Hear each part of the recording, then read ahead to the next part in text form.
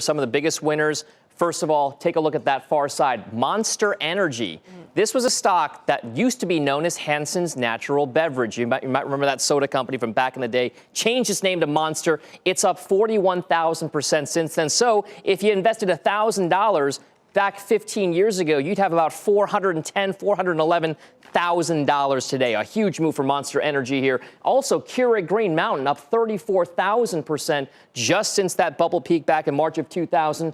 Rounding out some of the top gainers in the Nasdaq 100 right now, Tractor Supply up 7,000%. And then Gilead Sciences, a biotechnology company that's been beaten up a bit as of late, but still up nearly 4,300% since then. Some of the winners really powering things this time around. Now, when it comes to the losers, the drags, take a look at some of the large cap technology names that we talk about often. Cisco, Broadcom, Akamai, SiriusXM Radio. Some of these names have not had a good run. Cisco, a large company, still very important to technology, is still about 58% below its record highs back in March of 2000. Broadcom, another big name, down 73% since that level as well. Akamai Technologies, 78% away from that level. And SiriusXM Satellite Radio is still 94% below where it was in the peak of March of 2000. So some of the names that are really dragging things down for the Nasdaq. So these names, if they do start to move higher, maybe can get that 5% gain to record highs. Scott, back over to you guys. Yeah, Dom, thanks so much. Dom Chu at the Wall Force.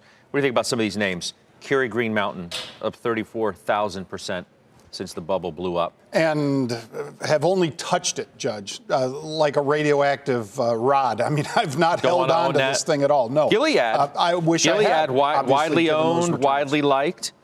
Jimmy? Well, first off, biotech has surged in the last 14 years, but there has been a wholesale change in the Nasdaq 100 in terms of what's leading. So think back to 2000.